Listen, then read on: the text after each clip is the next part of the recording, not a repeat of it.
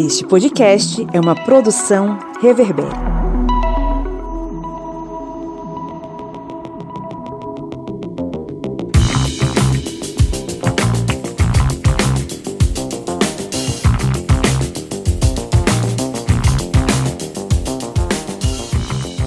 Olá, ouvintes! Está entrando no ar mais um episódio do seu podcast de História Pública. É o Historiante, esse programete que é a fronteira final contra o Império da Ignorância e que a cada semana está aqui aos seus ouvidinhos falando sobre algum assunto interessante, instigante. Eu sou o Pablo Magalhães e que alegria é estar falando aos seus ouvidinhos, você que está indo ao trabalho, você que está indo para a escola, você que está em seus exercícios, você que está lavando os pratos, arrumando a casa, você que botou aí o Historiante para tocar. Que bom que estamos em sua companhia e que vamos estar juntos aí neste episódio. Eu estou aqui acompanhado, como sempre, dele, o homem que montou um soviete na beira do Rio São Francisco e desde então luta contra as garras do capitalismo. Camarada Cléber Roberto. E aí, pessoal, beleza? Lutando contra as garras, né, do capitalismo e contra esse calor, né? Esse calor que o pessoal tá negando aí com tudo, dizendo que é normal, 60 graus de sensação térmica não é normal não, gente. Inclusive eu estava conversando até com uns amigos que assim gostam de futebol e estava conversando até nos bastidores aqui. Nós poderemos ser a última geração de pessoas a assistir eventos esportivos durante o dia, porque aí já estamos vendo alguns jogos aí sendo transferidos para a noite e tal, e pessoal só negando, dizendo, não, isso aí é normal. Não é normal não, gente, isso aí é reflexo desse capitalismo selvagem aí que vai passando por cima da natureza. Mas é tema para outro debate. Beleza, temos aqui ela também, a nossa correspondente internacionalista diretamente, você está em São Paulo, né? Catiane Bispo, que me deu um sinalzinho com o polegar para cima. Estou aqui em São Paulo, gravando esse episódio à noite e batendo 27 graus. Mas não, eu tô esperando que o Musk de fato mande um homem para Marte, porque aqui logo mais vai ficar inabitável. Oi, gente, bom estar aqui com vocês de novo. Tema não tão legal para conversar, mas é importante. Vamos lá, combater o Império da Ignorância também, né? Tá muito grande. É isso aí. E temos aqui também a alegria de contar com a participação pela primeira vez do professor Luiz Aguiar. Oi, Luiz. Olá, boa noite pro pessoal aí. Obrigado pelo convite. Catiane me fez o convite. A gente teve um problema aí só de agenda, a gente acabou conseguindo conciliar aí na quarta-feira. E estou aqui para ver se a gente consegue fazer uma conversa legal, um bate-papo bacana aí com os assuntos aí que estão bombando aí no momento. Né, literalmente, né? Porque o mundo está em guerra. Mas é isso. Literalmente. Luiz, para o ouvinte que não lhe conhece, fala um pouquinho sobre você. Então, como a gente estava falando aí nos bastidores, né? A Catiane viu meu perfil no Instagram, né, o @luiz.geopolítico. É um perfil que eu criei eu não me lembro se foi no final de 2023 ou iníciozinho de 2024. Para fazer postagens com foco mesmo em história e geopolítica, né, que tem a ver também com a minha tese de doutorado, né, e inicialmente ali posts sobre questões históricas, né, ou então questões mais atuais, né, do tabuleiro geopolítico mundial, né, disputa aí das grandes potências, Estados Unidos, China, a Rússia, potências da Europa também, o Brasil, né, como que o Brasil se insere nesse tabuleiro, né? E também eu uso a página para divulgar alguns cursos que eu montei. Eu montei dois cursos online na plataforma do Hotmart, né, estão lá disponíveis, né? E para divulgar, né, foi mais primeiro para fazer posts, depois para divulgar os cursos. Né? Ultimamente eu tenho compartilhado mais de outras pessoas do que propriamente tido tempo para postar. Eu tenho 2 filhos, né? Então assim, tenho que dividir meu tempo. E estava também fazendo a tese até janeiro. Então, assim, eu dei um stopzinho assim, nos posts, porque eu estava com outras agendas aí. Mudança também no trabalho, né? Eu mudei de uma secretaria para outra. Eu sou servidor público aqui da Prefeitura do Rio de Janeiro. E também com essas mudanças acabou ficando um pouco mais difícil de conciliar com a agenda assim, de postagens, né? De me manter inteirado, gravando lives, né? Que eu gravei algumas lives também com outras pessoas lá no Instagram, né, outros colegas lá. Mas agora vamos ver se agora eu terminei, né, o doutorado, pelo menos os filhos continuam aqui, então eu tenho que dividir meu tempo mesmo. Mas eu espero aí, se eu não me engano, é a primeira live que eu estou fazendo no ano, né, então obrigado aí pelo convite e é isso. Eu espero poder voltar aí com um ritmo maior de postagens e um ritmo maior também de lives, né, de podcast. Podcast é uma coisa que eu gosto bastante, live também. Então, depois eu vou estar divulgando também na minha página, a página de vocês aí. Perfeito. Parabéns pela aprovação no doutorado. E o convite já fica para você retornar aqui quantas vezes você quiser e estiver disponível, tá? Inclusive você mencionou seus cursos, e aí para quem está nos ouvindo, os cursos do professor Luiz vão estar com os links na descrição desse episódio. Então quem se interessou aí, está ouvindo o episódio e quer fazer os cursos, quer conhecer um pouco mais, basta clicar aí nos links, que depois o Luiz vai mandar para a gente, obviamente, para a gente colocar, né? Manda para a Catiane manda para a gente. A gente faz a divulgação aqui e o link está na descrição do episódio. Bom, estamos aqui reunidos hoje, mais uma vez em clima de oração, para falar sobre um assunto que tem a ver com a geopolítica na Latinoamérica, que tem a ver com o BRICS e tem a ver com o imperialismo. Vocês já sabem, inclusive já ouviram em episódio anterior, a análise que nós fizemos sobre o retorno do Trump e a política externa norte-americana, né? O que é que isso significa? Hoje a gente vai fazer um olhar mais abrangente e passear aí pela Latinoamérica e entender como essa relação se estabelece, inclusive aí envolvendo o BRICS e como isso, né, reorganiza, reescreve, distende a essa geopolítica internacional envolvendo os países latino-americanos. Mas antes, vamos para a central de absurdos da podosfera, a marmota da semana, com o camarada Kleber Roberto. Manda aí, Kleber. Marmota da semana. Marmota que eu estava aqui durante essa apresentação, estava terminando de concluí-la, porque eu substituí ela pela terceira vez. Porque o mundo tá tão louco que aparecendo notícias. Você notou, não foi? Notei. Não tem como essa notícia aqui não ser uma marmota, que vem lá do G1. A notícia de um aluno tenta participar de colação de grau com suástica pintada no rosto e a Universidade Federal do Rio Grande do Sul proíbe. E aqui a matéria. A Universidade Federal do Rio Grande do Sul, o UFRGS... Eles falam URGS, viu? URGS. Eles chamam de URGS. URGS. Então vai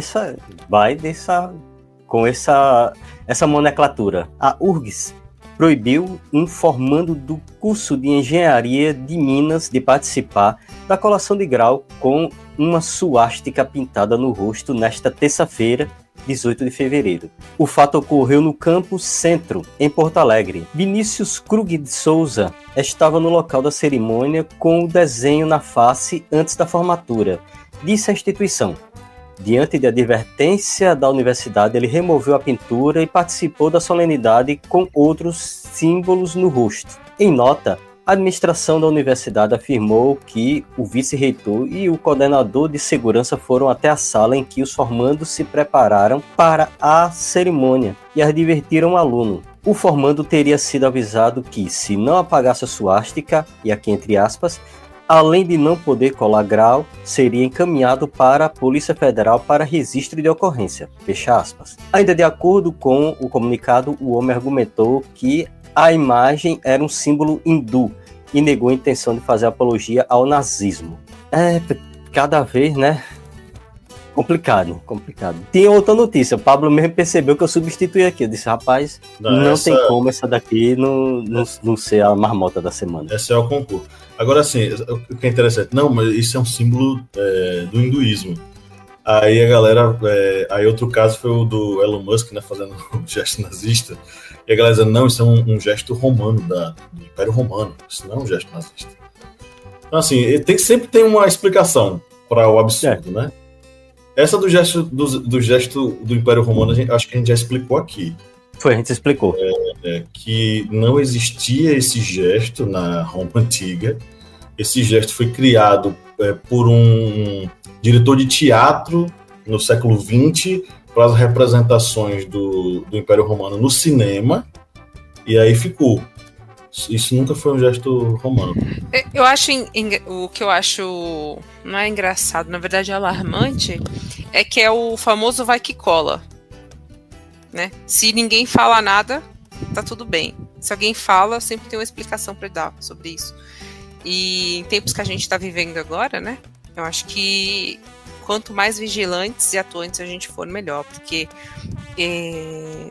esse tipo de atitude em uma universidade, né, gente? Eu acho que, né, isso diz muita coisa, né? Que é um lugar, é um local de educação, né? Um lugar de propagação de conhecimento e um aluno se sentir confortável com a suástica no rosto. Eu acho que isso só nos alarma o quanto isso está, né? Fora de controle, sabe? Enfim, foi mais uma reflexão aqui sobre essa notícia. É preciso estar atento e forte, né? Como diria Gal Costa. Divino maravilhoso. Eu não sei quais outras notícias vocês estavam selecionando para marmota da semana, mas eu acho que essa daí foi, talvez, eu acho que não tinha como passar, ser pior que essa daí. Pois é, essa daqui é o concurso, né? Não tem como concorrer com essa.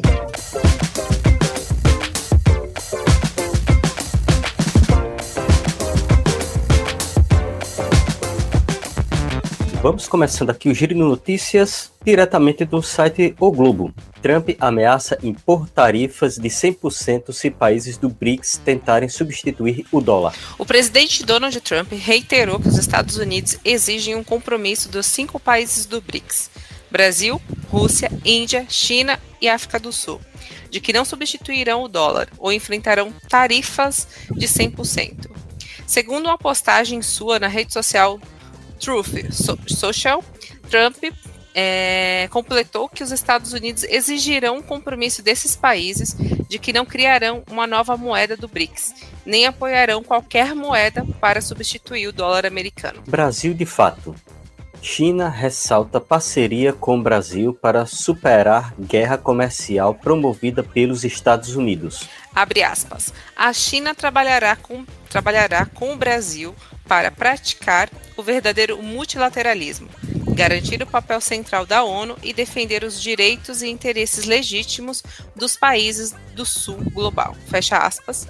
Disse o porta-voz do Ministério das Relações Exteriores, Gu Jiakun, ao responder o Brasil de Fato, TVT, sobre se foram iniciados diálogos entre Brasil e China ou no BRICS para enfrentar a onda de tarifaços iniciadas pelo governo Trump nos Estados Unidos. Ambos países viraram alvo da política de aplicação de tarifas que o novo governo dos Estados Unidos vem desenvolvendo. Diário do Centro do Mundo. Liderado pelo Brasil, BRICS rebate ameaças de Trump sob tarifaço. Na última quinta-feira, dia 13, após a primeira reunião do ano, o BRICS divulgou um comunicado oficial que, embora não mencione os Estados Unidos, contém uma resposta indireta às declarações de Trump e enfatiza a defesa do bloco. O documento, publicado no início da tarde, destaca o, abre aspas, contextos de tensões geopolíticas que se aprofundam e que desafiam a frágil ordem multilateral internacional vigente. Fecha aspas. Além disso, menciona que o Brasil terá em 2025 duas grandes responsabilidades ao assumir a presidência dos BRICS e da COP30, a Conferência do Clima da ONU. Le Monde Diplomatique. O Brasil precisa dar centralidade ao BRICS. Após a presidência do G20, o Brasil entra em 2025 no comando dos BRICS e da COP30. Enquanto a COP30 será sediada em Belém do Pará, em novembro, o BRICS acontecerá em julho no Rio de Janeiro. Com seu papel geopolítico, o BRICS representa um grande desafio, mas também uma oportunidade para o Brasil diante do novo mandato de Donald Trump nos Estados Unidos. O atual presidente americano anunciou que pretende retaliar o BRICS com tarifas e sanções, caso o grupo tome medidas para desdolarizar. Pablo, é com você. Beleza, vamos para o nosso editorial.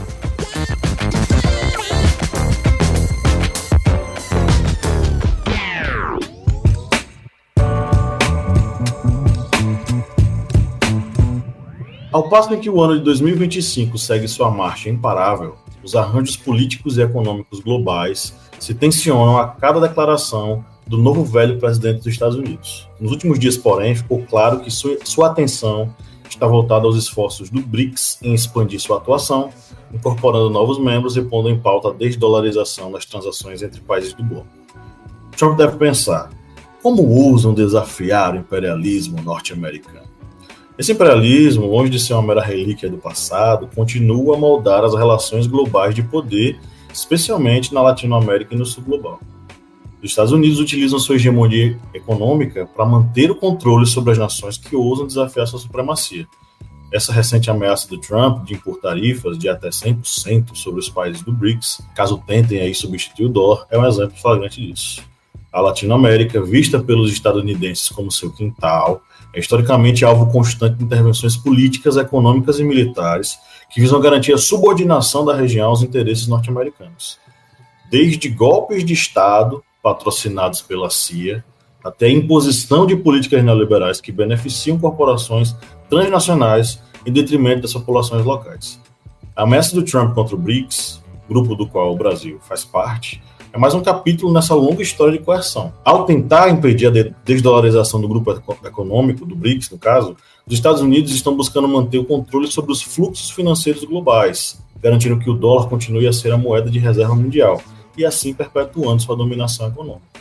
No entanto, a resposta do BRICS, liderado pelo Brasil, indica uma possível mudança nesse cenário.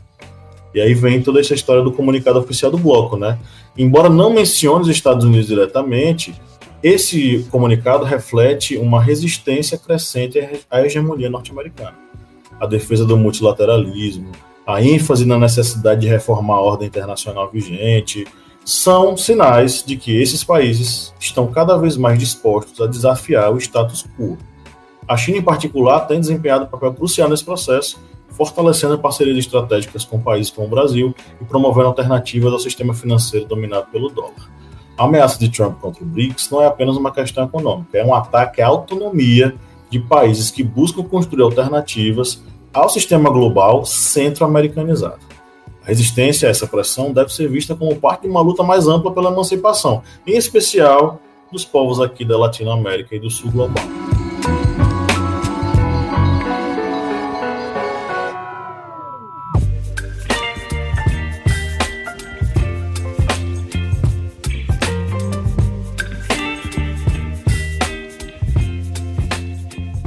Então, falando especificamente do Trump, né, nesse novo governo, né, eu acho que um problema, mas pode também ser uma oportunidade para o Brasil e para outros países, né, é a reorientação geopolítica norte-americana com a mudança, né, com a mudança do Biden para o Trump agora, né? E o Biden, ele tinha uma política externa que a gente sabe, assim, apoio a Israel ali no Oriente Médio, isso daí é uma coisa que tanto democratas quanto republicanos eles não vão abrir mão. Mas em outros cenários,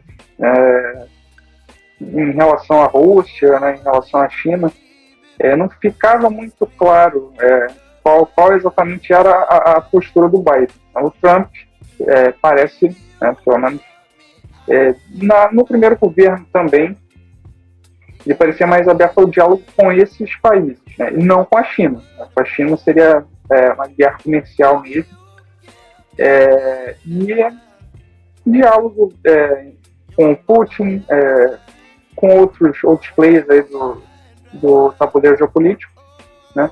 O que parece ser diferente nesse mandato, que eu não sei se o pessoal aqui concorda, e também talvez porque não existisse uma agenda assim naquele momento aqui no Brasil, né? Em outros países do BRICS, era a questão da desdolarização.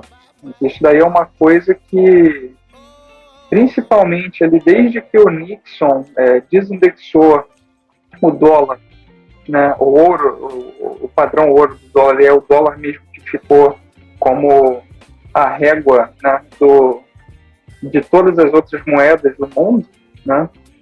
Isso é uma coisa que os Estados Unidos não querem abrir mão de jeito nenhum, né? Então, e no caso do Trump, não é diferente. Apesar de ter os seus discursos assim, voltados para outras questões, né? Falando para trazer de novo as empresas para os Estados Unidos, né? Ele também, ao mesmo tempo, ele quer trazer as empresas, mas também não quer abrir mão desse poder econômico que vem desde antes, né?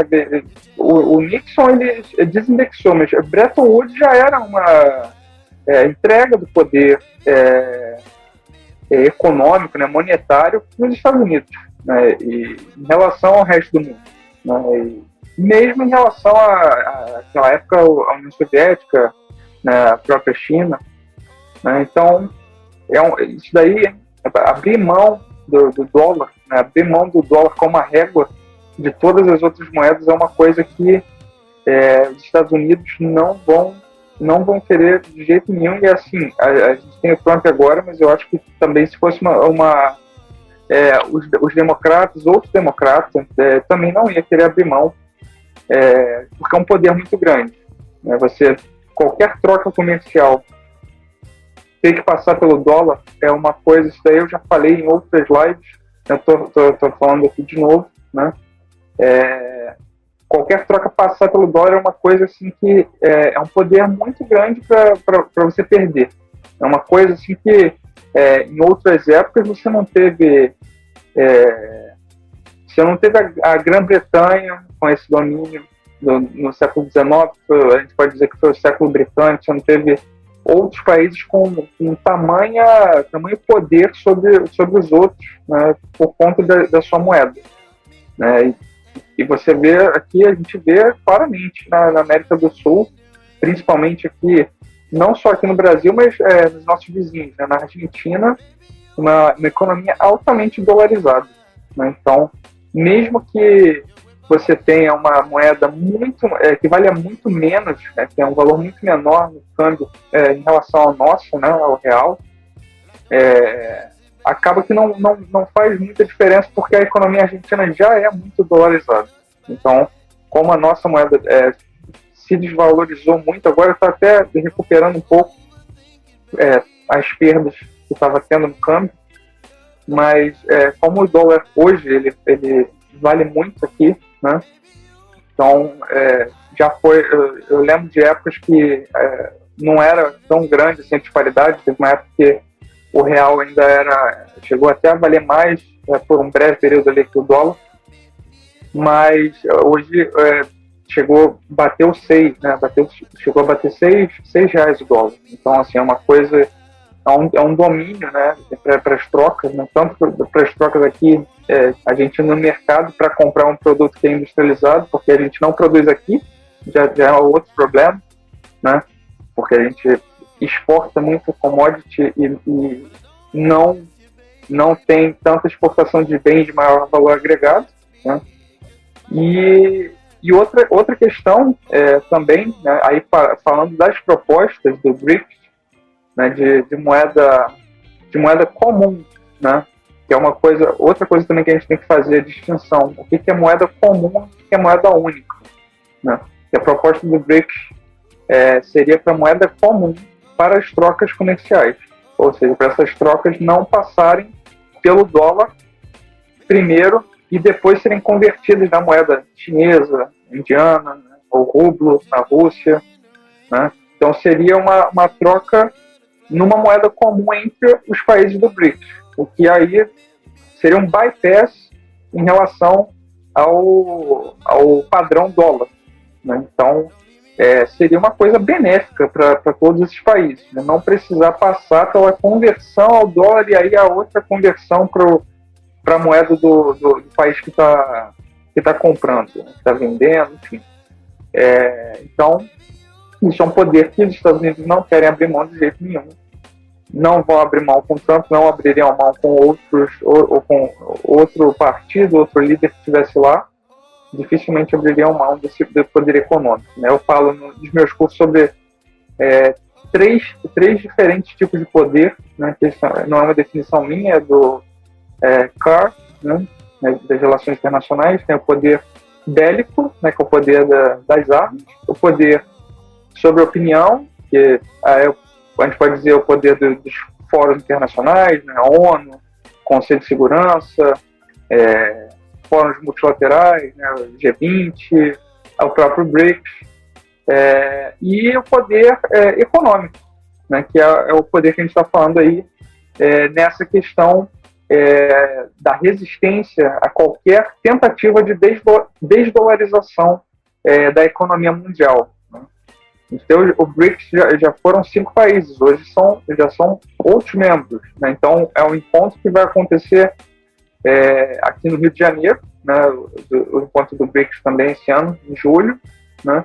E o Brasil de novo no centro, né? Porque foi a sede do G20, e o Rio, né? E o Rio de Janeiro foi a sede do G20 no ano passado, e agora a sede do encontro dos BRICS. Então, e o Brasil na presidência do G20 no ano passado e também esse ano na presidência dos BRICS. Então, assim, o Brasil aí, pelo menos nas agendas aí das relações internacionais, ficando em bastante evidência, né? Tanto em relação aí ao grupo dos 20, quanto em relação ao BRICS. Não sei o que o pessoal achou do que eu falei, se tem alguma pergunta, se tem alguma colocação. Quero fazer uma colocação. Essa última fala, professor, professor Luiz, que você falou que o Brasil vai estar em muita evidência, eu acho que isso já está muito claro, inclusive a forma como os Estados Unidos, né, até o direcionamento da política exterior dos Estados Unidos quando se refere ao Brasil. Né, essa liderança do Brasil, essa liderança regional do Brasil vem sendo notada. Inclusive, o direcionamento deles ao Brasil é de um modo até um pouco mais agressivo, justamente por simbolizar um país que está encabeçando um bloco regional que tende a, não vou desafiar, né, mas um bloco regional que vem falando sobre multilateralismo, principalmente do sul global, né, que são os BRICS. Então, eu acho que até a postura norte-americana com o Brasil vem sendo mais agressiva justamente sobre isso, né, nesse ponto. Então, eu acho que essa liderança do Brasil tem chamado muita atenção, sim. Inclusive o Itamaraty, né, que sempre foi uma referência desde ainda do Barão do Rio Branco, vem conseguindo conter bastante danos, né, se posicionando de modo assertivo, não muito reativo às provocações do Trump. Mas eu acho que o Brasil vai ficar muito em evidência. Inclusive, 2 pautas que os Estados Unidos tende a rebater ou atacar, né? Que é justamente sobre a questão ambiental, que é a COP30, e os BRICS, que é o protagonismo do sul global e dos países emergentes. Então, eu acho que a gente está meio que assim, na vitrine prioritária, assim, dos Estados Unidos. Então, acho que o direcionamento do Brasil, né, esse cuidado, principalmente das relações exteriores do Brasil, vai ser, assim, sobretudo, muito importante. E eu tenho notado que existe um alinhamento, inclusive, de narrativas e de pautas entre Brasil e China, já que Rússia está muito em evidência, né? E a África do Sul enfrenta uma questão interna muito grave, inclusive. Então, eu vejo que Brasil e China as duas, né, as relações exteriores de cada país têm se alinhado, inclusive reiterado pautas em comuns, inclusive da moeda comum, né, que não a moeda única, a moeda comum dos BRICS, que era de fato sim uma pauta que foi trazida no G20, inclusive, e as conversas nos bastidores, assim que a Rússia negou, né, porque vem participando de conversas junto com o Trump sobre a questão da guerra na Ucrânia, né, que eles chamam de operação especial, operação militar na Ucrânia, essa bandeira foi baixada e basicamente escondida, né?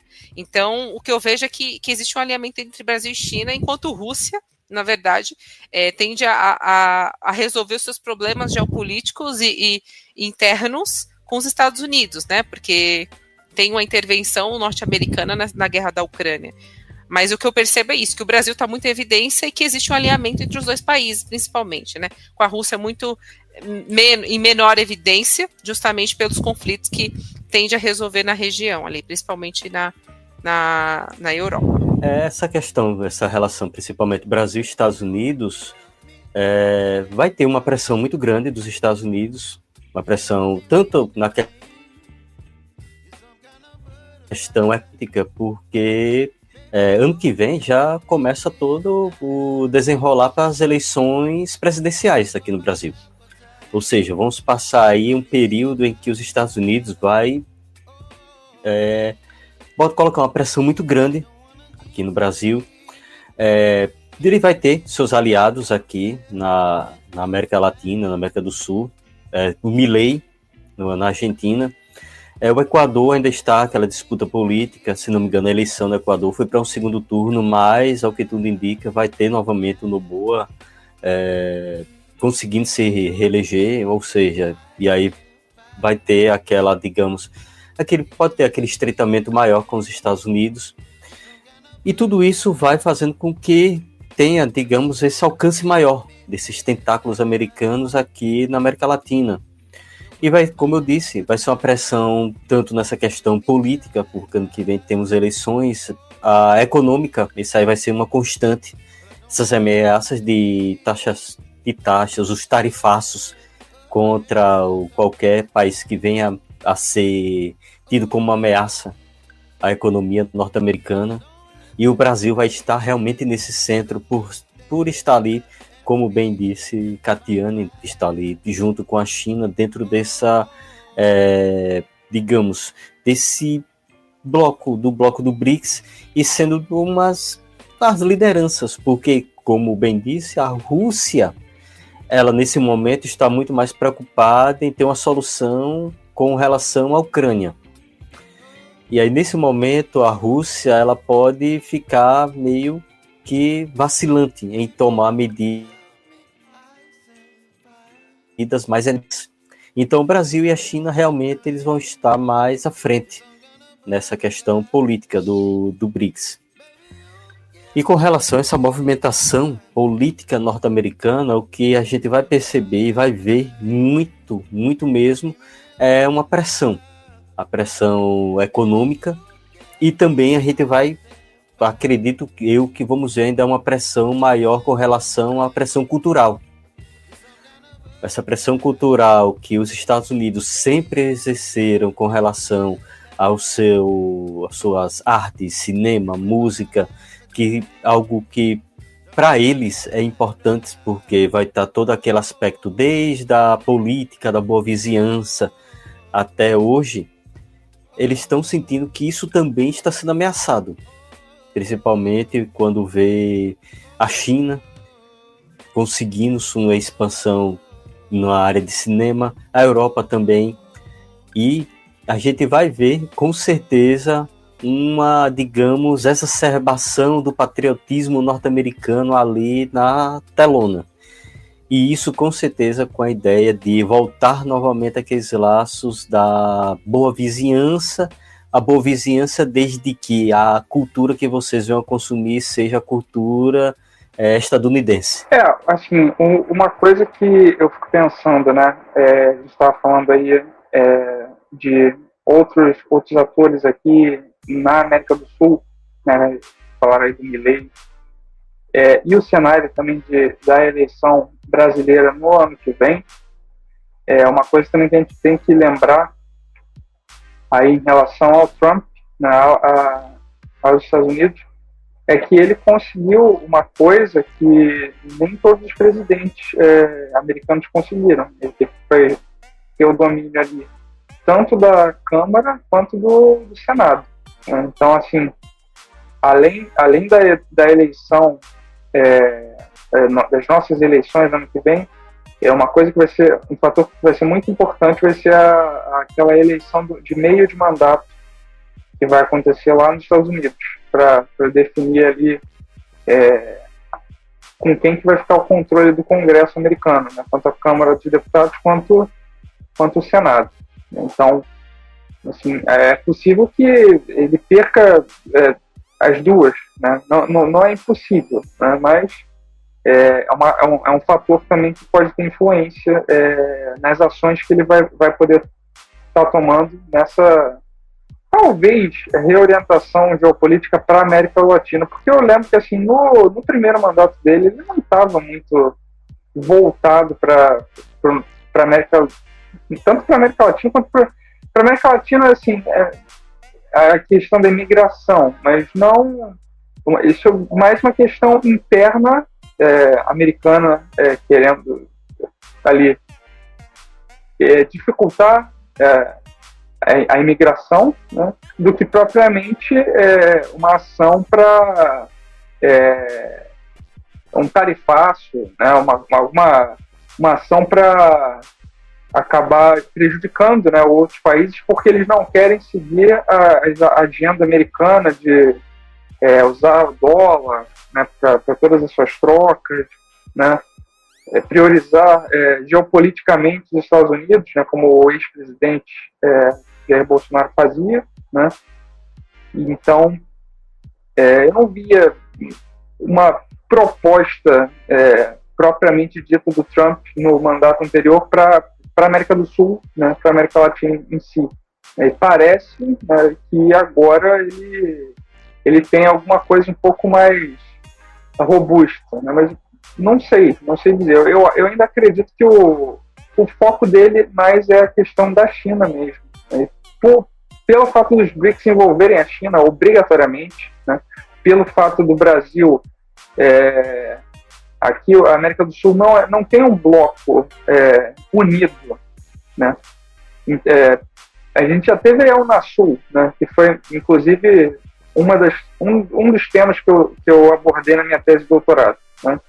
Mas praticamente a gente não tem mais um bloco que tem um conselho de defesa, né, que tem uma cúpula sul-americana. Isso a gente não tem mais. A gente teve uma substituição de organizações, né, pelo ProSul durante os outros governos aí, né, mas também não. Agora teve um ensaio de 2023 para cá para recriar a Unasul. Aparentemente não, até agora não teve muito êxito, né? Então, assim, a gente também, apesar de alguém falou aqui, acho que foi a Catiane que falou de um bloco regional, né? Os BRICS, um dos problemas dos BRICS que eu vejo, né, é porque as regiões, eu acho que, assim, o regional importa, né? Você ter um fórum multilateral, né, um bloco ali unido de países, e a geografia, né? A geografia importa, né? Então, assim, por mais que o BRICS fortaleça, né, o Brasil alinhando seus interesses com a China, com a Rússia, né, possivelmente, né, depois que resolver essa questão aí da guerra, né, com a própria África do Sul, também com as suas questões internas, com outros países aí que entraram para os BRICS. Mas, ainda assim, é muito difícil, tirando a África do Sul, que está mais próxima aqui da gente, né, os outros países estão muito distantes. Então, assim, é muito complicado, né, a gente ter um bloco assim, né, e mesmo o sul global, né, a gente pode falar também que potências mesmo no sul global, no sul geográfico, né, indo além do sul global, né, no sul geográfico, tirando ali o Brasil, outros países A Austrália não conta, porque não é exatamente, é do sul geográfico, mas também a gente não pode considerar tanto como sul global, né? Porque está mais ligado ali ao norte, né? Pelas suas raízes aí com a Europa, a Grã-Bretanha, enfim, Nova Zelândia, a mesma coisa. Então, assim, nós não temos grandes potências, né? Tanto no sentido, tirando o Brasil, econômico, né? O poder sobre a opinião e bélico, né? A gente tem, assim, infelizmente, o poder bélico importa também, né?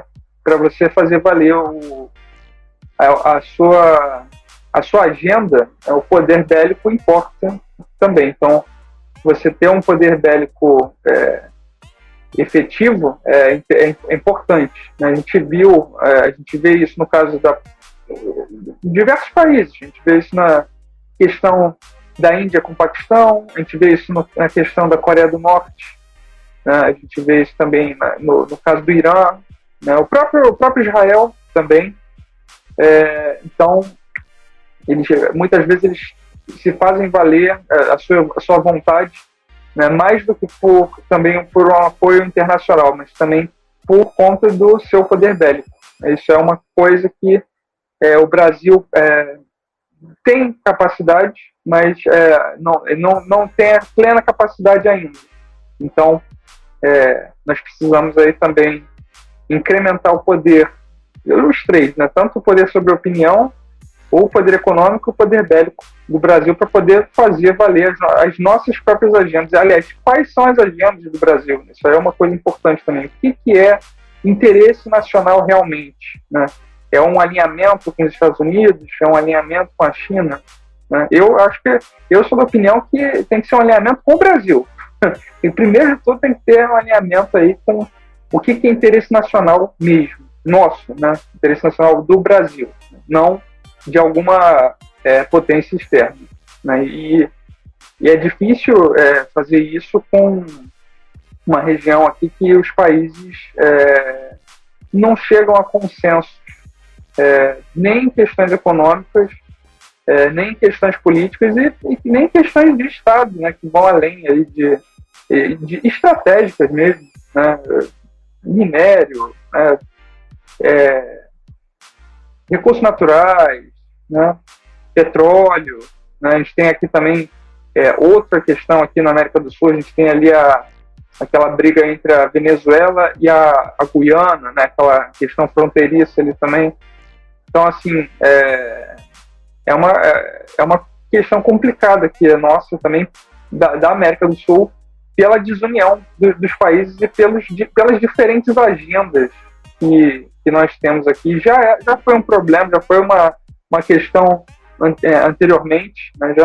Nunca tiveram, assim, uma grande, como é que eu vou dizer, não seria coerência, mas tirando o período da Unasul, não teve, assim, uma grande colaboração entre os países, né? Então, a gente ficou sempre na sombra ali dos Estados Unidos, né, em outras ocasiões, e quando a região tentou ser um pouco mais autônoma, mudaram os governos, jogaram o multilateralismo no lixo, porque supostamente estava aí ligado mais a outras agendas políticas e tentou substituir por outras coisas. Eu estou falando aqui um pouco da minha tese também, porque foi sobre isso, também foi sobre a Unasul, né? Então, por isso que eu tô batendo um pouco mais nessa tecla aqui. Não, a Unasul também, né, teve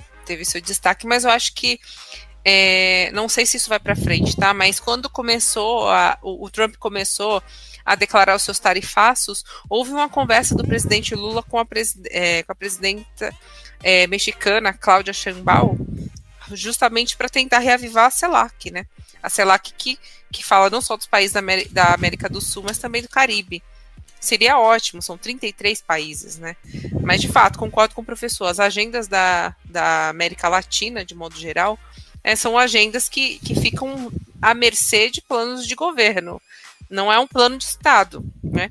Um plano de governo, né? E aí eu digo do presidente Lula, mas também era da presidente Dilma nos 2 mandatos, né? No primeiro e do segundo, que foi interrompido, era justamente a reforma do Conselho de Segurança da ONU, né? De reconfigurar esse Conselho de Segurança para que novos países tenham mais protagonismo. Né? Então, aí foi interrompido, porque aí teve outros governos, enfim, teve impedimento da presidenta Dilma, e aí entrou o Temer, depois veio o Bolsonaro, e aí reaviva a ideia também do Conselho de Segurança da ONU, fala sobre o Mercosul, o protagonismo do Mercosul, né? Então, a gente fica sempre à mercê, de fato, né? Os países da América Latina refém dos planos de governo, né? Não de Estado.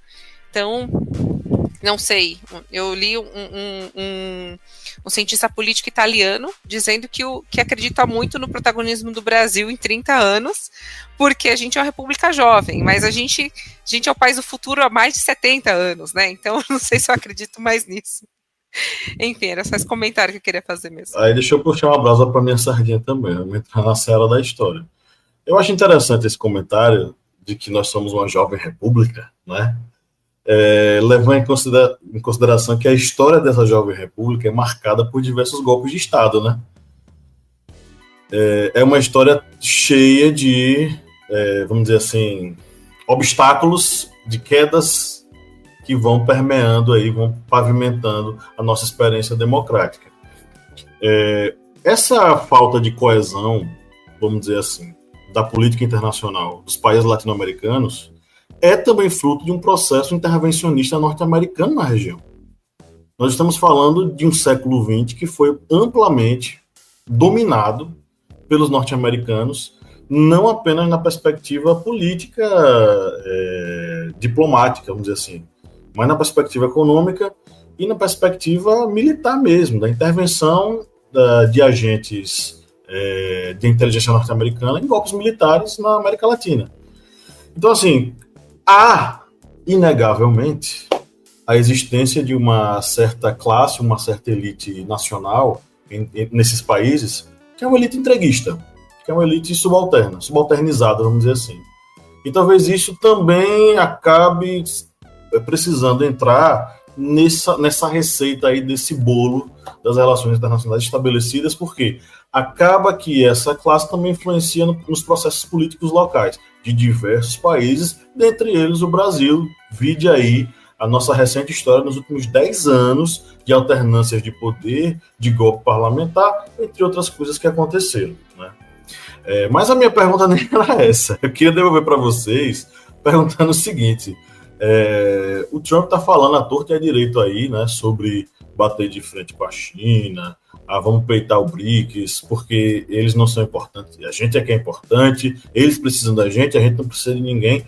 O quanto que essas falas do Trump, elas podem ser levadas a sério ou não, o quanto dessas bravatas, e eu as considero bravatas, o quanto delas são factíveis mesmo e o quanto delas são apenas um sintoma de um império que está sentindo a sua ruína acontecer, sentindo esse império se esvair. O que é que vocês acham?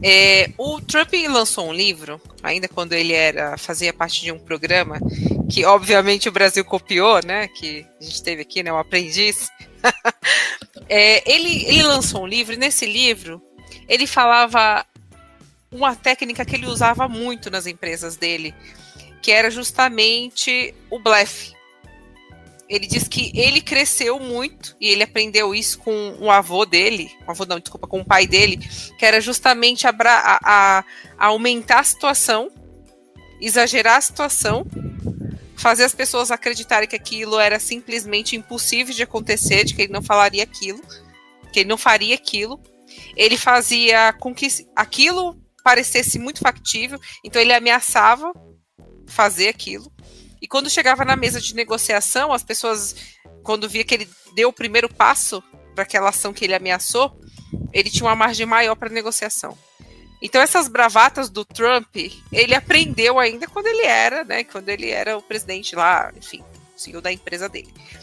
Mas a geopolítica não funciona assim, né? O cenário internacional não funciona assim, né? A gente vê uma Europa obviamente mais enfraquecida, né? Enfim, com seus problemas internos, questões de imigração, enfim, entre outras coisas, a ascensão da extrema-direita, a crise, e aí eu digo, isso sou eu que estou falando, não tem nenhum estudioso falando isso, mas minha reles insignificante visão da crise do modelo europeu, do bloco, da União Europeia, né, do bloco como um todo, que aí também fica dependendo de governos e não tem um plano multilateral, principalmente dos estados. Então o Trump ele leu esse cenário dessa forma e ele acha que ele consegue fazer com esses blefs sejam formas dele conseguir vantagens, né? Seja ameaçando, usando o poder que ele tem, né? Que a gente chama na ciência política de poder latente, que é o que ele tem, do poder que ele pode ter, né? Dessas ameaças que ele pode fazer contra esses países. Então, eu acho que o Trump ele usa a bravata, a ameaça, né? Como uma técnica de negociação. Ele lança uma ideia absurda. Essa ideia absurda é risível no primeiro momento, mas na verdade o que ele quer, as verdadeiras intenções dele está guardada há muito tempo. Então, né, não dá para dizer que um cara como esse não sabe o que ele quer. Ele já foi presidente por 4 anos, ele entende muito bem os mecanismos do poder, né? Tanto como um grande empresário norte-americano, quanto presidente, né? Ele já teve um pleito, né? Ele veio com outras agendas. Na verdade, eu acho que ele veio para o segundo mandato, que a gente diz, né? Que um presidente, né? Um governador, enfim, um político, ele faz o mandato real no segundo mandato, né? Ou no último mandato dele. Então, o blefe do Trump, né? A bravata, é uma técnica de negociação que ele já escreveu, já falou sobre isso, já, inclusive. Mas eu não levaria isso como algo a ser risível. Acho que isso na verdade, é uma luz amarela que deve ser, assim, acesa como alerta da real agenda dele, do que ele pretende com isso. Eu acho que realmente essa agenda do Trump, essas bravatas dele, como bem disse Catiane, muitas coisas são realmente exageros, mas tem que ficar sempre atento, principalmente quando se trata de América Latina. Porque na visão dos Estados Unidos, a América Latina é o celeiro deles, é ali o cercadinho deles, principalmente com relação a gente aqui, a América Latina. Porque essas bravatas dele contra Europa, China, contra potências de outros continentes, muitas vezes vai ficar só na bravata porque ele sabe que ele vai estar mexendo, digamos, num vespeiro muito grande. Por exemplo, provocar tarifaços contra a China, ou então contra as potências europeias. Já contra aqui, o continente americano, a América Latina, a gente sabe que muitas vezes ele vai partir para aquelas ameaças de cunho, digamos, político, ou realmente de ameaças mais rígidas com relação aos países latinos, porque ele sabe que ele não pode perder, os Estados Unidos não podem perder, digamos, toda a sua influência que tem aqui na América do Sul com relação a uma proximidade sul-americana com a China. Vide o que aconteceu no Panamá. O Panamá mesmo tinha toda a proximidade com a China, o canal do Panamá tinha várias empresas chinesas já fazendo uso, logicamente o uso em contrapartida com contribuições chinesas, mas os Estados Unidos começaram a fazer pressão com relação ao Panamá, com ameaça de invasão, com ameaça de taxações, com ameaça política, e o Panamá está começando a recuar com relação da presença chinesa no canal. Ou seja, aí já começamos a ver um exemplo dessa política trumpista com relação aqui à América Latina. Logicamente, a gente não vai querer comparar um Panamá com o tamanho do Brasil, da Argentina, da Colômbia, do México, mas temos que ver que os Estados Unidos e principalmente o presidente norte-americano, que é Elon Musk, não é Trump, é Elon Musk, o presidente, né? O próprio filho do Elon Musk, né? Mandou Trump cair fora. Saia daí para quê? Para o real presidente americano poder sentar na cadeira presidencial.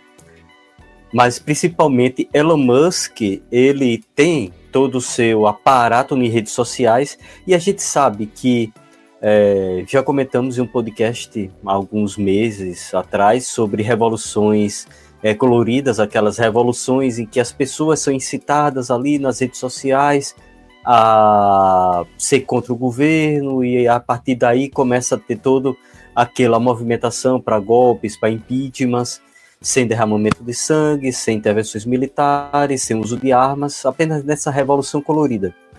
E temos um expert nisso. Quer dizer, vamos ter que lutar contra um expert disso, que é o Elon Musk, que além de ter uma rede social que não é tão abrangente no Brasil, que é o X, o antigo Twitter, mas ele tem todo o conhecimento de como fazer com que esse mecanismo possa andar colaborando com o governo americano. E do X temos o X de um lado e do outro a Meta, o Zuckerberg, que também vai estar totalmente favorável ao que o governo americano vem a fazer para prejudicar a América Latina com relação a desestabilizar os governos aqui sul-americanos. Como eu disse, a gente tem que ficar muito de olho, principalmente nós latinos, com relação ao que Trump vem a fazer. Porque ele não vai querer, em hipótese nenhuma, que a China continue com sua influência aqui. Porque ele não quer perder o seu cercadinho sul-americano. Essa questão do Trump em relação ao Panamá é interessante a gente pensar, voltando aí, agora indo para o meu lado da história também, não só da questão da geopolítica. Né? Apesar de eu não ser historiador de graduação, né? Eu só do mestrado e doutorado em história. Por que o Panamá existe? Se a gente for buscar, né, a história do Panamá, o Panamá ele fazia, na verdade, ele era parte da Colômbia. Né? Então, como os Estados Unidos tinham interesse em ter o acesso ali, o acesso e o trânsito, né, entre os dois oceanos, né, eles incentivaram o movimento de independência do Panamá, isso lá no final do século XIX, início do XX, né? E o Panamá ficou independente e os Estados Unidos tiveram aí o poder sobre o Canal do Panamá durante um tempo, né, até depois o Panamá supostamente ter soberania, né, sobre o canal. A gente está vendo que ele não tem tanta soberania assim. Como é que a gente vai dizer que um país que não tem nem exército, ele vai ter a soberania sobre uma base, uma via ali que liga dois oceanos, né? E um dos fatores do poder naval americano é justamente ter acesso a dois oceanos. Então, se você tem acesso a dois oceanos e ainda tem uma via que encurte a distância, né, entre as suas frotas aí, tanto mercantes quanto militares, né, tanto da costa leste quanto da costa oeste, você facilita muito mais, né, o envio de reforços, né, num eventual conflito, então uma presença, né, presença militar americana. Né. Então, o Panamá, até que ponto ele é soberano? Né? Por que ele existe? Né? Então, assim, a própria existência do Panamá já é a demonstração da intervenção americana, norte-americana ali na América Central e na América do Sul também, né? Porque ele fazia parte da Colômbia. Então, teoricamente, ele nem faria parte da América Central, porque ele fazia parte da Colômbia. Então, a própria existência do Panamá já é uma demonstração da intervenção norte-americana nos outros países. E só um comentário, bem lembrado pela Catiane, que ela falou sobre a CELAC. Né? A CELAC também realmente é um fórum multilateral importante, né? Que fica um pouco esquecido, né? até o próprio México, né? O México e os outros países da América Central, eles são muito dependentes dos Estados Unidos, né? Principalmente o México. Então, a política mexicana, por mais que mude ali o governo, é muito difícil de desvincular o México dos Estados Unidos, né? Tem aquele ditado, né, que vocês já devem ter ouvido falar, né? Pobre México, né? Tão longe de Deus e tão perto dos Estados Unidos. Porque, no final das contas, é verdade mesmo, né? Porque o México não tem, é inescapável, né? A projeção de poder dos Estados Unidos para cima do México, né? Então, assim, a pessoa nasce no México já querendo ter uma vida um pouco melhor, ou pelo menos menos pior que a do México, nos Estados Unidos, né? E os outros países da América Central é a mesma coisa, né? Muitos deles passam pelo México e depois vão para os Estados Unidos. Então, esse comentário mesmo que eu queria fazer.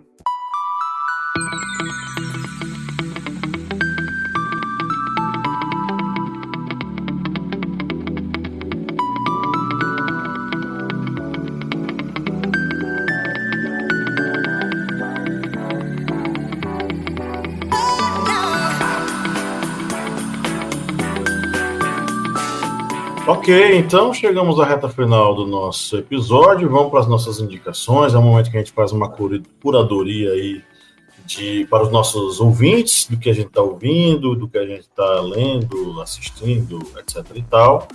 Obviamente que a gente dedica essas indicações aos nossos apoiadores e apoiadoras que nos ajudam a manter o projeto no ar, né, Cleber Roberto? Isso mesmo, essa parte das indicações é um oferecimento que nós fazemos aos apoiadores e apoiadoras aqui do Historiante, pessoas que continuam apoiando, acreditando aqui no Historiante e que fazem seu apoio através do apoia.se/historiante, que pode fazer também seu apoio através do Pix Historiante, que é ohistoriante@gmail.com, e também através do aplicativo Orelo, que a pessoa pode baixar esse aplicativo, ele é facinho de se utilizar, e também pode fazer o seu apoio através desse aplicativo, o aplicativo Orelo. Ou seja, você que está ouvindo esse podcast, você pode fazer a sua contribuição, se puder, através de todas essas ferramentas. E nós mandamos aqui um afetuoso abraço e um muito obrigado para Aldemir Anderson e Adma Caricelli Rocha. Para vocês e para todos os outros e outras, muito obrigado. Agradecemos enormemente o apoio que vocês têm dado aqui para o Historiante. Perfeito. Eu vou abrir a nossa rodada de indicações. Desde a hora que a gente começou a gravação, na verdade, o papo só fica o tempo inteiro tocando a música da Gal Costa na minha cabeça, do Divino Maravilhoso. É preciso estar atento e forte. Eu não vou sugerir ela, porque eu já sugeri no episódio passado, que eu acho que já foi ao ar. Foi um episódio antes da gravação que a gente fez na semana passada, Cleber. Eu acho que eu já sugeri Divino Maravilhoso. Se não, eu sugerirei Divino Maravilhoso em algum momento aí. Você vai ouvir em algum episódio. Mas sim, a mensagem é curta e grossa, né? É preciso estar atento e forte, porque a parada é sinistra, né? Mas para nossa playlist hoje eu vou indicar Sujeito de Sorte do Belchior, porque ano passado eu morri, mas esse ano eu não morro mais, tá? Então fica aí a sugestão para vocês na playlist. Como sugestão de leitura, filme e série, eu vou sugerir Caminhos dos Orixás, que é uma série documental do canal Curta, muito interessante, sobre a constituição, vamos dizer assim, uma teologia e uma história dos orixás, dessas divindades do candomblé, e quais são suas raízes culturais na tradição africana. Cara, são documentários maravilhosos. O primeiro episódio, ele é sobre Exu, e é uma explicação sobre como Exu qual é a explicação, a origem de Exu, e como foi o processo de demonização desse orixá. Então, assim, é um episódio muito interessante do ponto de vista histórico, porque ele vai recompondo essa tradição desse orixá e vai esmiuçando o processo pelo qual ele foi demonizado pelo sincretismo religioso. e por esse racismo religioso praticado em larga escala por setores das igrejas, a Igreja Católica no período colonial, posteriormente parte das igrejas neopentecostais. Enfim, documentário fantástico. Assistam, são vários episódios, cada episódio dedicado a um orixá, e é muito bom mesmo, tá? E é isso, passo a bola adiante. Quem quer continuar? Vou fazer minhas indicações, então. Vou deixar como recomendação aqui de um filme mexicano, disponível no catálogo da Netflix, que se chama O Último Vagão, que conta a história... Se quiser falar, é Emília Pérez. Acho que não está disponível ainda, acho que está no cinema, não é isso? Mulher, eu nem sei, eu só ouço o pessoal, eu só acompanho a briga no Twitter. A briga de Emília Pérez e, enfim, é isso. Não, eu acho que não está disponível. Eu acredito que ainda não esteja, né? Mas também tá, né? Os mexicanos também não ficaram fã do filme, enfim, né? Vamos deixar essa polêmica para um outro episódio. O Último Vagão é uma história bem bacana, assim, bem comovente até, de um estudante, né, um pequeno estudante que chega a um novo povoado e lá ele conhece pessoas diferentes, o pai trabalha na classe trabalhadora e a mãe fica em casa, é um pequeno povoado, e aí ele começa a conhecer outras pessoas, uma professora também que tenta levar a educação para essas crianças, enfim, eu não vou contar muita coisa, porque senão eu vou acabar dando spoiler, mas vale muito a pena.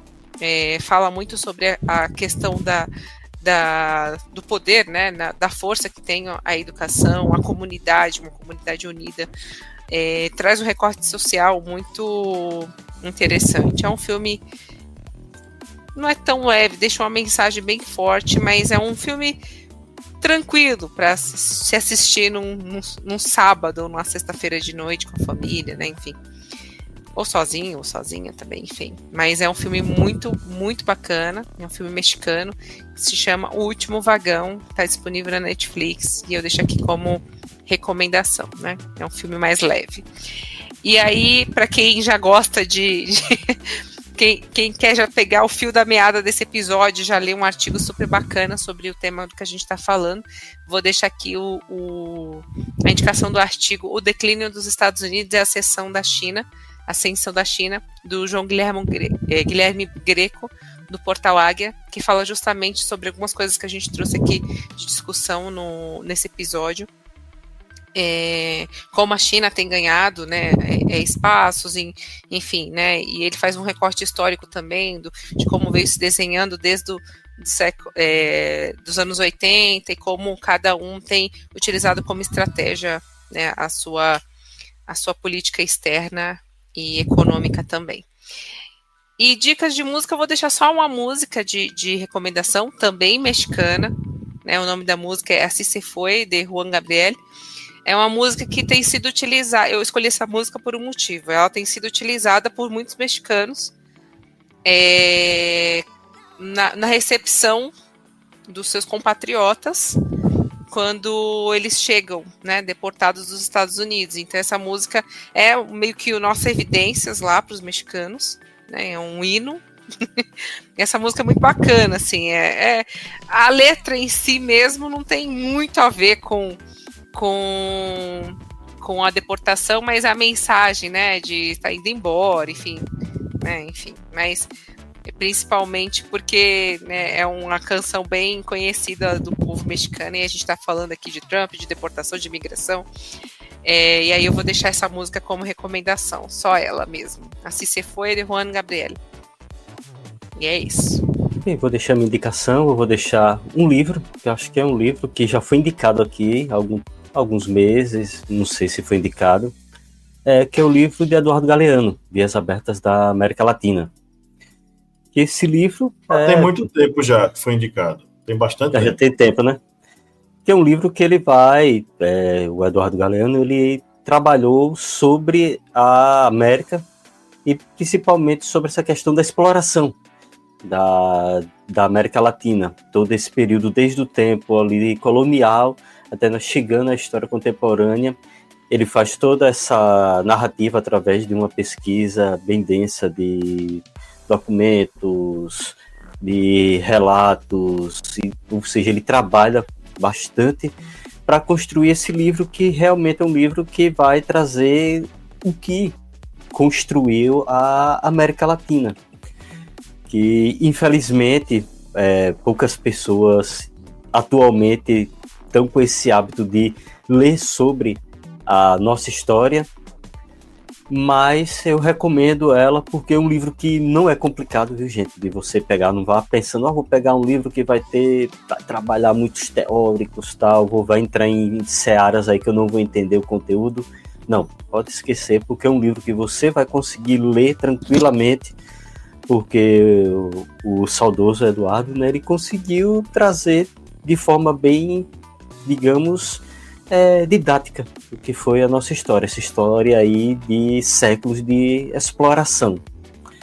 Então recomendo a vocês o livro, né, de Eduardo Galeano, Veias Abertas da América Latina. E como música, eu vou ser um pouquinho mais moderado em uma das músicas, viu, Pablo? Porque Pablo se assusta quando eu venho trazendo músicas assim, que seja de rock ou pop. Vou trazer uma música do Titãs, que é Cegos do Castelo, e uma música do Angra, essa daí já do bom e velho power metal melódico, a música Nothing to Say. Então vocês aí vão desde uma balada acústica, que essa música está no acústico do Titãs, a um pouquinho de metal melódico. Estão aí minhas indicações para vocês. E não se assuste, Pablo, foi eu mesmo que coloquei, viu, Titãs? Bom, indicações aqui. A série que eu pensei em indicar, ela não tem exatamente muito a ver com o tema de relações internacionais ou política, geopolítica, mas é uma série muito interessante que eu assisti recentemente no Netflix, The Midnight Gospel, que é sobre, assim, ela fala sobre temas assim, de consciência, espiritualidade, muito bom. Vida e morte. Então, eu achei essa série muito interessante. É bem curtinha, se não me engano, são 8 episódios. Mas, e como também eu fui convidado para um podcast, né, foi um podcast que deu origem a essa série. E como eu achei bem interessante, eu acho que vale a pena o pessoal assistir, porque você começa a refletir assim, um pouco, né, mais sobre essas questões, né, luto, né, aceitação, né, de questão de morte, né, como que o desenho, a estética do desenho, ela lembra um pouco o Rick e Morty, mas você tem que prestar atenção não é propriamente no desenho em si, é mais no que os personagens estão, sobre o que eles estão falando. É bem interessante. E o livro que eu vou indicar o episódio que eu mais gosto deles é aquele que ele faz com a mãe, cara. Aquele episódio é fantástico. Que ele a mãe rejuvenesce e ele envelhece, se não me engano. É uma parada assim, né? Ao longo da conversa. Eles vão conversando sobre ela ir embora, luto e tal. Enfim, fantástico. Eu achei essa série muito, muito legal, muito interessante. E como indicação de livro, eu acho que tem, aí sim tem a ver com as coisas que a gente falou aqui. 20 anos de crise do Carr, que está ali no período entre 1919 e 1939. Acaba que tem um pouco a ver com a série, porque a gente está falando de vida e morte, né? Então foi justamente o período entre guerras, né? Que tivemos aí, estamos passando por um período agora que é entre 19 e 39, só que do século 21, né? Então estamos aí com guerras acontecendo, tivemos uma pandemia, né? Naquela época ali, entre 19 e 39, tivemos também uma pandemia, né, gripe espanhola, né? Então acho interessante também a gente dar uma lida nesse livro, porque o cara traz todo todos esses conceitos que a gente estava falando, de poder econômico, poder bélico, poder sobre opinião, e numa época assim que ainda talvez a gente não tivesse uma ideia sobre os rumos que o mundo ia tomar, né, depois dali os que lideravam, né, os líderes ali dos países aliados talvez já tivessem as suas ideias, mas a gente não sabia qual seria a ordem que iria substituir aquela do entre guerras, né, e do pós-segunda guerra.